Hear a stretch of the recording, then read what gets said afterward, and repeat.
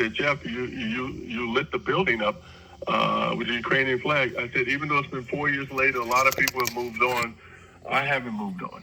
And so he was excited about saying we can get this display up here to stop in Bakersfield. Very cool. Yeah, very excited. And, we looked at the dates, and July 11th was a good day because, as you remember, there were lots of congressmen in Washington, D.C. that came out and did a press conference, spoke, about these children that were abducted, and it was very powerful. So the date that you chose, July 11th, was actually a really good date because your congressman should be home for that week. They'll be in town, and maybe Vince Vaughn will want to say something or be a part of this event. So I hope so. We're definitely going to sit up. But before we go any further, why don't you tell the audience who you are? I know who you are, and just kind of explain, give them the background. You're just listening to Terry Maxwell show. They may not know who you are, so give them a snapshot of who you are and why you do what you do and what this all means. Thank you. I'm honored to be on this show. My name is Mira Rubin. I'm a president of a nonprofit called Shield of Freedom. And I was born and raised in Ukraine, and I came here as an exchange student in high school and fell in love with this country, and then came back to college, and then ended up for grad school. And, this is my place. This is my home now. And, I'm an American. I'm an American citizen, and I love this country just as much as I realized I love Ukraine when, this injustice started happening. Honestly, I didn't even have my Ukrainian identity fully until Ukraine got attacked in 2014. And Crimea got annexed, going back into those days, and Donbass got annexed. And that's when I realized, something really bad is happening in this world. And, there are forces out there that, don't care about humans and lives and children and just peaceful, normal, coexisting life that we all should be leading, on this planet. And I was a little bit involved in 2014, through 17, but not very much. I had children, I'm a mother of two, and I have a small business, life gets in the way. And, I was always very proud, of Ukrainian resistance, but wasn't physically involved in fundraising and supporting and donating and, doing all this stuff until 2022. And, when the full-scale invasion happened, I really could not do anything else. I mean, if I did not do what I was doing, I would be depressed. I mean, this was my way of coping, is helping. The organization I was a part of at that time, House of Ukraine here in San Diego, people were bringing all kinds of aid, from soap to diapers to baby formula. Just people wanted to help. And we packaged all that into containers, and sent it to Ukraine. And that's how it all started. And I started getting into raising awareness, talking to people about Ukraine, doing these rallies that we have every weekend, reminding that the war is going on, and we as Americans, we can do something about it. And it's not a right thing happening out there. And this issue with children that have been abducted, nobody really knows that. I mean, some people do know because First Lady got involved and she helped to bring a few of those kids back, which brought attention to this issue, right? But the fact that there were hundreds of thousands of children that have been militarized by Russia, going back to 2014. People don't know about this. They don't think about this because what happens is when Russia occupies territory, and right now it has occupied 20% of Ukrainian territory, it takes these young men that, are 15, 16, 17 at that point, and they're militarizing them, and they're mobilizing them into army, and they're turning them on Ukraine. So it's horrendous, right? Because these people are dying on both sides, and these are Ukrainian young kids who were militarized now, had to join the army, and they're fighting against their own people on the other side. It's insane. And with 2022, it got even worse. Once they occupied territories, they emptied these. There were boarding schools, and, there were parents who didn't really know what's going on. And they took these kids and they said, oh, we're taking them to these camps because, it's a war zone here. things are flying and exploding. We want to protect your children, so we'll take them to these camps in Crimea, for example. And they took them to these camps, like a summer camp. And what ended up being, it's an indoctrination camp where they're teaching these kids to hate Ukraine, to forget their language. They have to speak Russian. They sing Russian anthem. And then, these children are becoming these Ukraine haters that later are militarized and fighting against Ukraine. This is part of this, right? And then another part is they took these kids from the orphanages, and they took them to Russia. And the Russians are very proud of adopting these children and giving them new life. But these children are taught to forget their families, forget who they are. They are taught to hate the country they came from. And these are the children we're trying to get back, right? And there's 20,000 of those kids that are actually confirmed, that their names and people know where they are, their addresses. Currently, actually, State Department, I don't know if you knew this, Reverend, but there was a hearing on this issue recently, I think a month ago in Congress. Yeah. You must have heard that. I think Human Rights Commission did a hearing. Yeah. Powerful hearing. And after that hearing, State Department actually gave, 25 million. It's like kind of, it's not a lot in this particular issue, but gave some money to do more research investigation and, try to get some of these kids back. So it's a huge issue, right? But people don't really know about it. And I'm so honored that I was able to get the fence with 20,000 teddy bears, to California. Let me, I just got to back up here. I don't think people understand. Let me try. Let me paint this picture.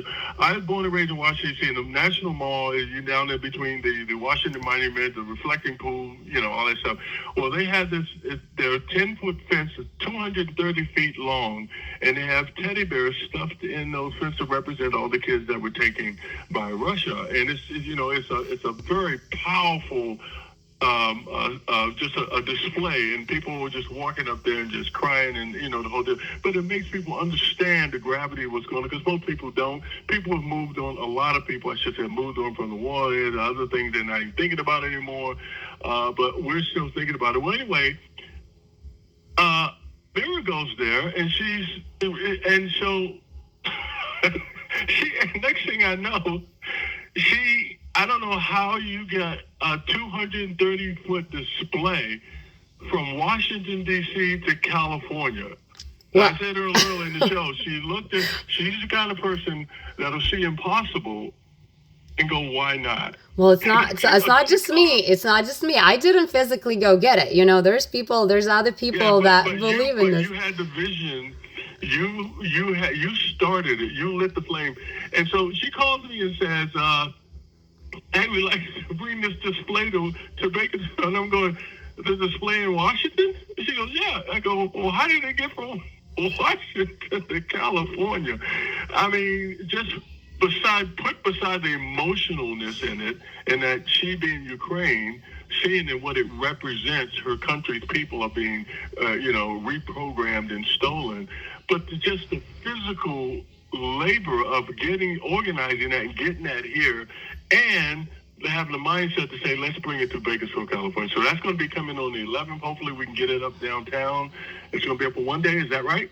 Yeah, so it's only one day. And I do have to give credit to people who were behind this idea with me. It's not, I can't take credit for all of it. Peter, we have a team of Peter and Irina and I that we worked we're very passionate about getting this to California, and Razom has to get credit, because Razom for Ukraine, that's organization who actually thought of this project, right? There is a girl there, Katya Pavlevich, who's been passionate about this project, and she's been working on these abducted children issue.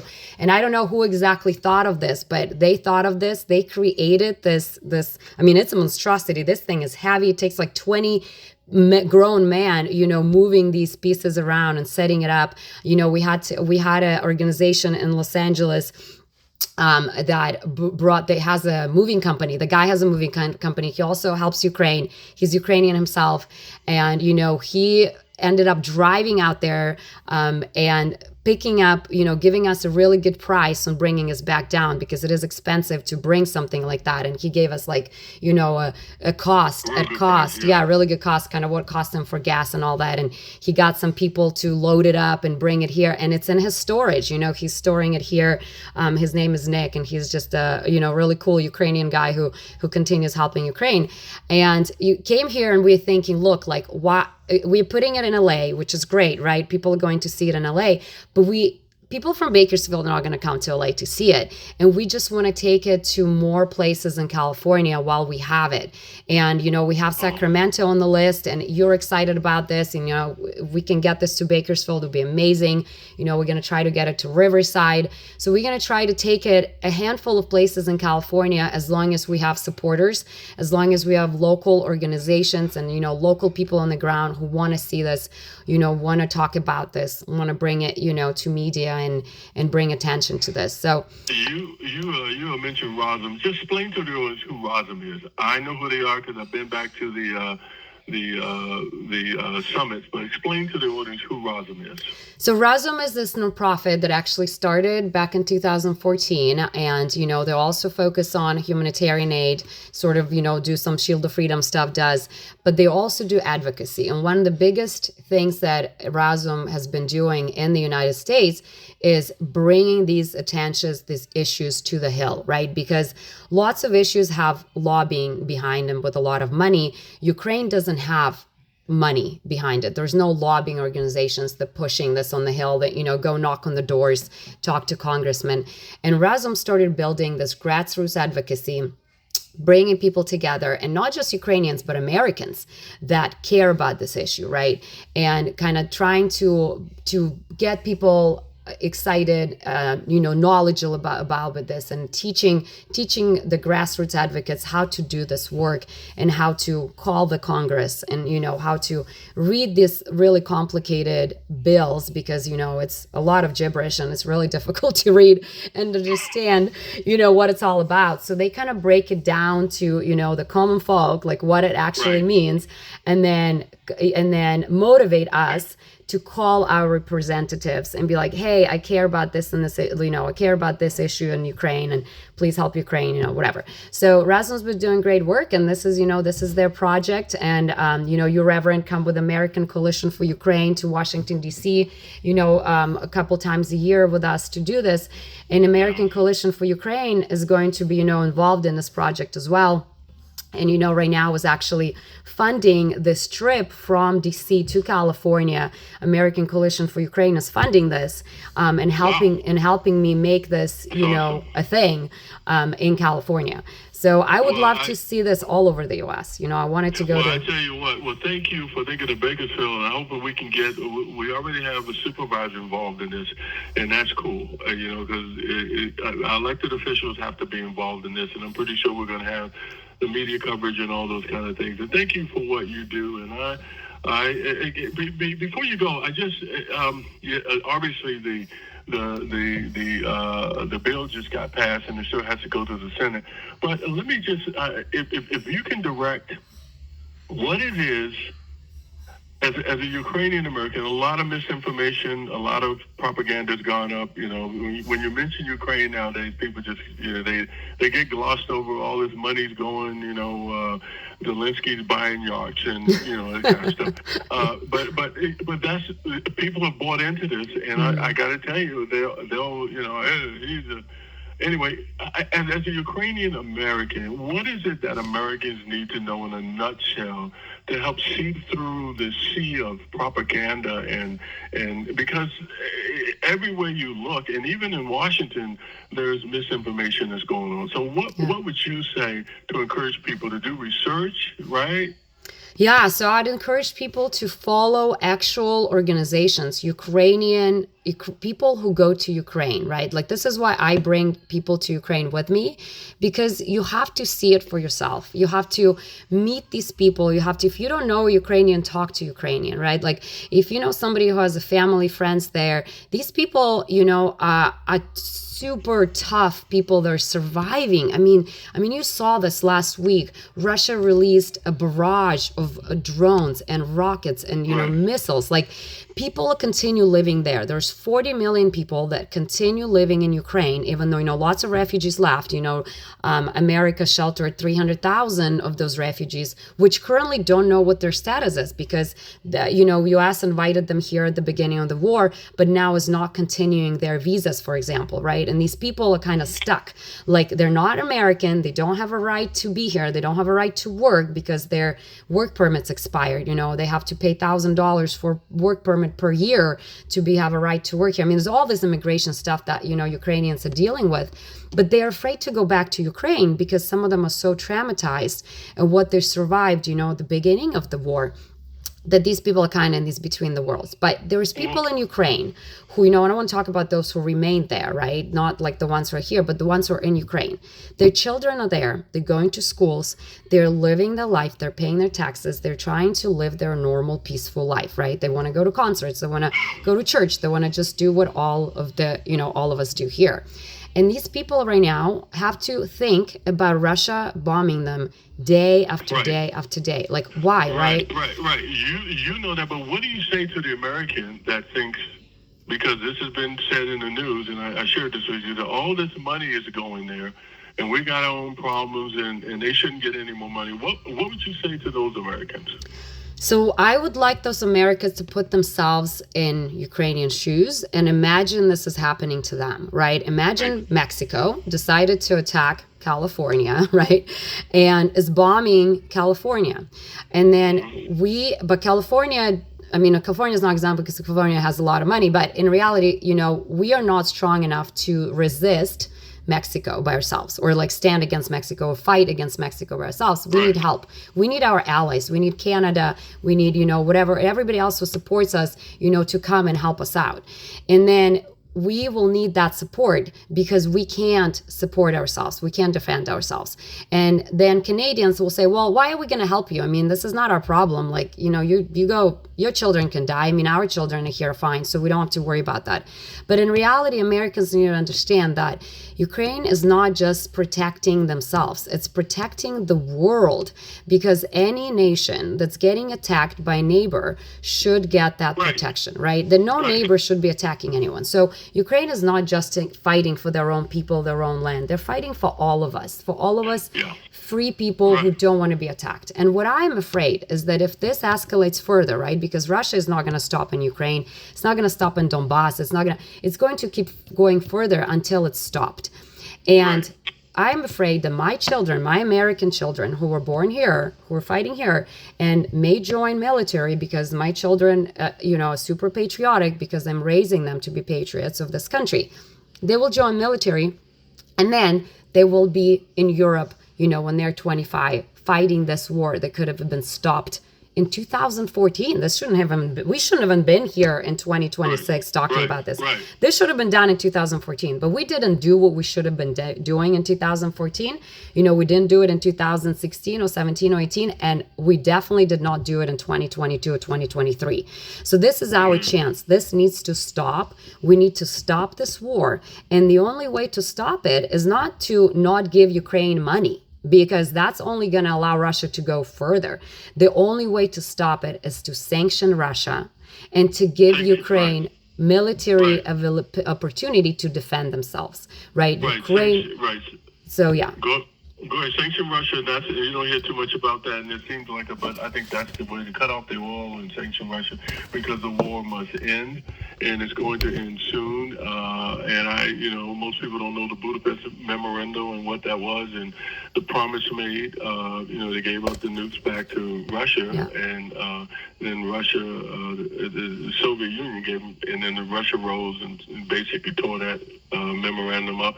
But we need to live in a world where neighbors are not killing each other, and I think we're going to get there soon. I know victory is coming. I don't know what that looks like, but I think it's coming. I think you believe that too, right? Oh, yes. And more than ever, Ukraine finally, for years, and actually American money that helped Ukraine in the beginning, just so the people who are listening to this are clear, in the last 17 months, Ukraine has gotten $0 from the US, right? Even negative, even the dollars that were promised didn't even go in. So we can't say that America is giving the money. Yes, US gave a lot of money in the beginning, and actually I believe that America allowed Ukraine to survive and to get where it is right now, because the 178 billion, I think, is the accurate number. There's lots of numbers thrown out there, but 178 billion that were put into the military complex here in the US, created jobs because we got lots of new weapons because of that, gave old weapons to Ukraine. Those weapons allowed Ukraine to hold Russians back. And it's huge. Ukrainians are so grateful to Americans for this, because Ukraine needed that. And in the last 4 years, Ukraine has developed their military complex so much that Ukrainian army is becoming that second largest army in the world. I think, and you know what? And Ukraine is helping. It's amazing to me what I see. Ukraine is fighting for their life, but they're helping Israel. They're helping other people. Yeah. That to me, that's mind-boggling that they're able to do that. So first of all, thank you for what you do, and encouraging do not grow weary, and hope we can get this display up here to at least show people, bring them back up to date. I think there are a lot of people here who would just be touched by that and encouraged by that, and mostly to continue to pray for Ukraine and the people of Ukraine. Because they're on the doorstep of the world, and if Putin rolls over Ukraine, trust me, then we're all in this. Yeah. So we're all in this together. Yeah, we all people. We love each other, and we need to, we need to love. We can't be hating, and we have to do everything we can in our power to stop this bloodshed. It's such. Well, jump on that phone number I sent to you, and let's see if we can get this thing going. And I'd love to see you soon, and blessings to you and your family. And Peter, love you, Peter. Peter, I love you. And we'll be talking to you soon. Thank you. Take care, you guys. Bye-bye. Okay. Boy.